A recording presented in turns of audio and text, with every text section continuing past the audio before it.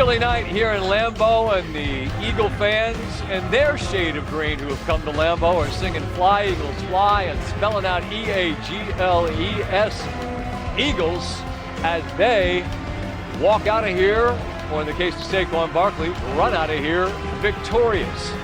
Week 10 of the National Football League began with a 10-7 standalone game in Mile High, and it ends with a 10-7 game here at historic Lambeau Field. This Philadelphia team so scrutinized, and all they seem to do is win football games as they move to 7-2, and they continue to roll. They come out of their bye and they win yet again. They lead 10-7. It's 4th and 6, and they go for this, taking a shot, looking for A.J. Brown. Maybe you're looking for P.I., maybe you think you hit it, but they don't. And what that does is it allows Green Bay an opportunity. And Love, here, who took a shot downfield for watching as Troy said on the broadcast just missed him, here he finds Bo Melton. They're able to come up and spike it, and they are on the very fringes of the range of Brandon McManus, who's coming back from a quad injury, and that is not close. And so Philadelphia cracked open the door to allow Green Bay at least a chance, but they leave here victorious by a 10-7 score on a night where offense was incredibly tough to come by, offensive line issues, injuries, which you wonder how much that might have impacted things. In the end, Philly wins, and we head up to the booth to visit with Joe and Troy. And Joe, I have all these things I'm ready to ask you about, but I got to throw them out the window and just ask what you and Troy thought about that decision late. You go for it on 4th down, and I couldn't believe they snapped it, and you hand Green Bay an opportunity. I'm curious what you all think of it now. Yeah, I mean, you know, we're always questioning stuff like that up here, but we're still talking about it here during the commercial when we threw it to you and you take over. We're still talking about it, just kind of surprising. But they end up getting away with it. But to throw that pass downfield, they could have punted.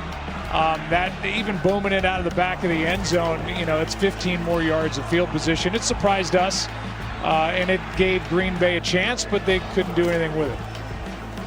Troy, this Philadelphia team is so scrutinized, right? But as I said, they managed to just win and win and win. And they are the reigning champions of the world. I mean, it certainly gives us things to talk about. Wonder what the hell is that about? They just win football games. What do you make of them right now?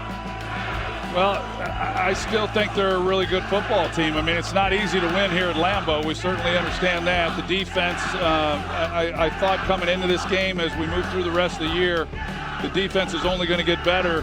I didn't expect that dominant of a performance that they had tonight in this ball game. But, yeah, this is kind of how they've been. I mean, it's not about style points, and they've never really been about that. And that's how this year has gone for them. I know the way they began the year, played a lot of really good football teams, played a lot of good defensive teams. They did again tonight. They found ways to win. And when you win those games like this one on the road against teams that you think are going to be in contention, but it'll be interesting to see what happens with Green Bay after this game. I mean, this is a type of loss. I mean, it could unravel on you in a hurry. Now they've lost back-to-back games, so we'll see. But I like Philadelphia. I like the toughness and the grit that they've shown, even though it doesn't always look pretty. Not only have they lost back-to-back games here, Troy, their 3 losses this year. They gave up 13 to Cleveland, lost, 16 to Carolina, lost, and 10 here, lost. I wonder, can you be a championship team if your defense hangs those kind of numbers and you can't outscore? Well, I've constantly heard that defense wins championships. Exactly. So, you know, when you hold a team under 17 points in today's game, teams win those games. I mean, They win a lot of those games. I think coming into this game, only 6 losses when that's happened, and 2 of those have been with the Packers. Now 3 of the 7 have been with the Packers. So the offense just hasn't been able to find their way. They haven't been at full strength. I know it's frustrating for everybody involved, but this is a concern right now, certainly, by the way that they came out and played tonight and what everyone anticipated to be a really huge game as far as what this is going to do at the end of the season. Joe, it's Vegas next week. Maybe we catch a show, play some Pai Gow poker. What do you think? I'm in. Cirque du Soleil. Yeah, whatever you want to do. Just text me. We'll figure it out. Maybe go to the Sphere, see Wizard of Oz. Whoa, all right. Well, whatever.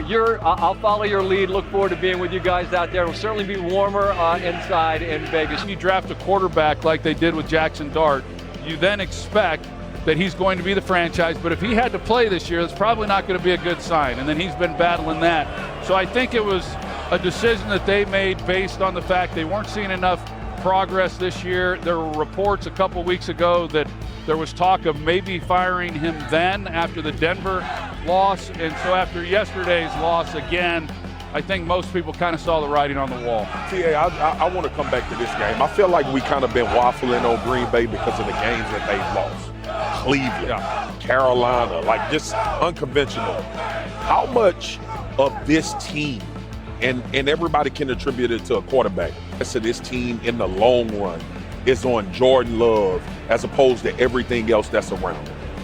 Well, I think a big part of it, I mean, there's no doubt that this team, I think it's built for a quarterback. They've got a really good defense, so there's a lot of things to like. I like the receiver group, and Jordan Love's played at a high level. I mean, I'm not an apologist for Jordan Love. I think he's a terrific player, but yeah, this team will go ultimately, like most teams, they're going to go as far as he takes them, and that's the one thing, you mentioned that Jalen Hurts, he has that box check that he's won a championship, and every other quarterback, including Jordan Love, that's where they're trying to get to. Scott, I think sometimes, cause I asked Troy that because he say, a lot of what Jalen does, and I look at it very similar, right?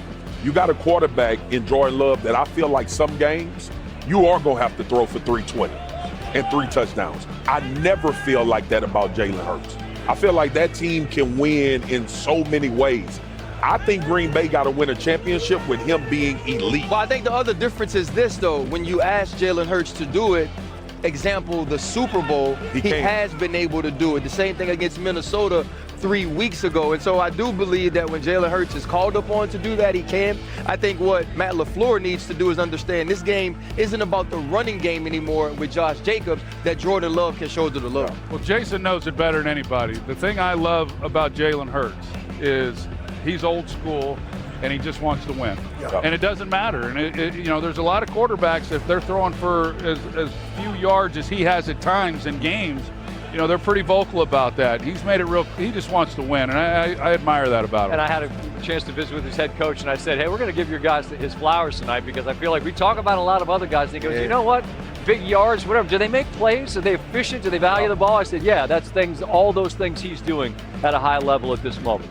And Troy, before we want to let you go, had the opportunity to talk a little bit about Paul Tagliabue last night on SportsCenter. A man who, from my perspective, in 17 years, you could talk about post-Katrina, you could talk about 9/11 and how he handled that, but the elevation of the game, the fact that there are no work stoppages, the fact that there was harmony among both sides, and the game grew massively. We knew all that, but you knew him.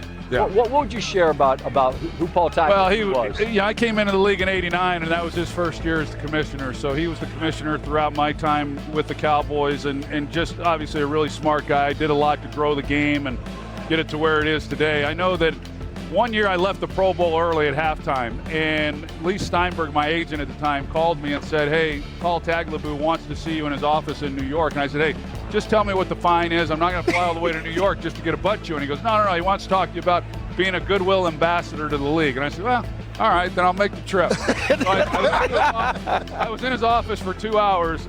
Goodwill ambassador never came out of it. He was a tough guy, too. But I had a lot of respect for him. He did a lot of what a spectacular story. So that ambassador never came up, huh? 2 hours. Hey, that's Lee's fault. Lee's supposed to be representing you better than that. Look forward to